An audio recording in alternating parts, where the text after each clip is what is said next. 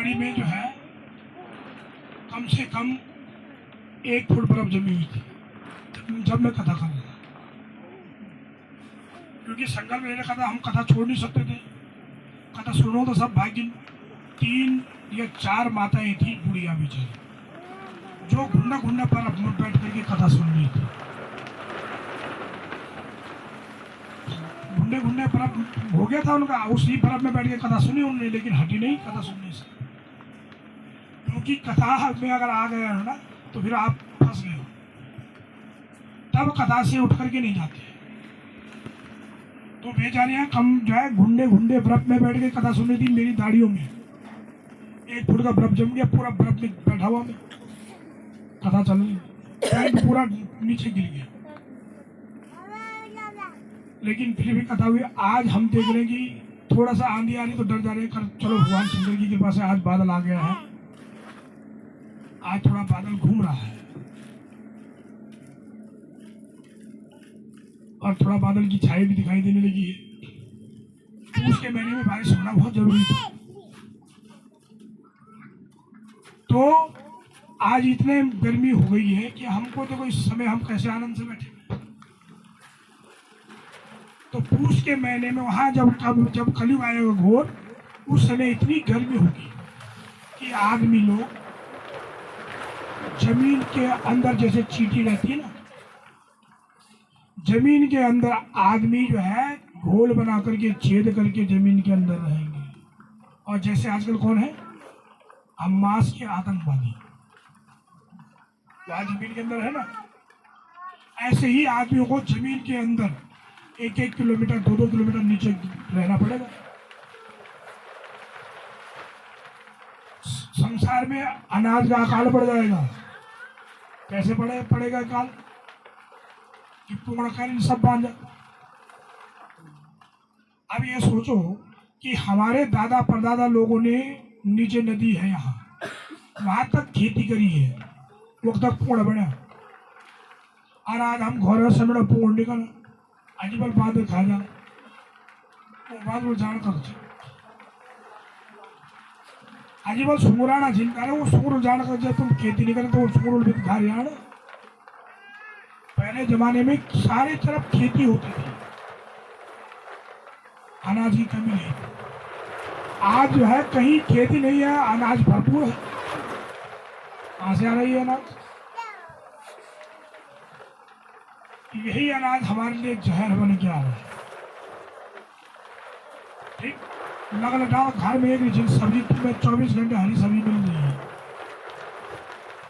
Chemical. सुबह में फूल लगाओ, शाम को हुए पर इधर बड़ी लौक लग जाए। इसीलिए आज हम लोग बीमारियों से ग्रस्त हैं। खेती हमने बंजर छोड़ दी। उस समय महान संकट आएगा, तब लोग जो है जमीन के नीचे रहेंगे। 5 साल की अवस्था में स्त्री माता बन गई, तो जब चारों युग 1000 बार बीत जाएंगे, ठीक, यानी 17 लाख और 28,000, 17,28,000 वर्ष, तो क्या हो गया सचिव? 12,96,000 वर्ष क्या हो गया? त्रेता। और 8,64,000 वर्ष क्या हो गया? द्वापर। 4,32,000 वर्ष चलिए।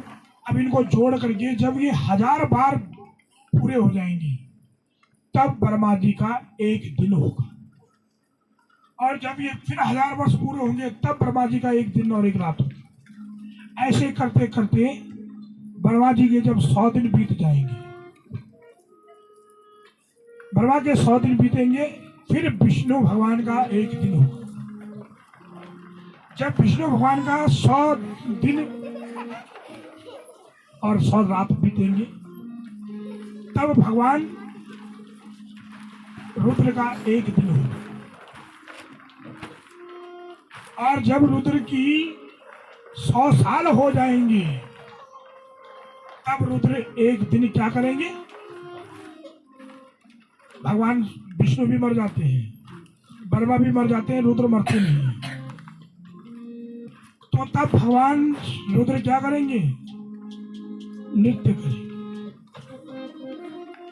नृत्य करने से कोरोना जैसी बीमारी संसार में आ गया। अभी तो कोरोना ही आया, 100 साल में एक बार आती है बीमारी, इसीलिए आती है क्योंकि जब ब्रह्मा जी का एक दिन बीतता है तब विष्णु जी के 100 साल होते हैं, और जब विष्णु जी के 100 साल हो जाते हैं तब भगवान शिव का एक दिन होता है, एक पल होता है।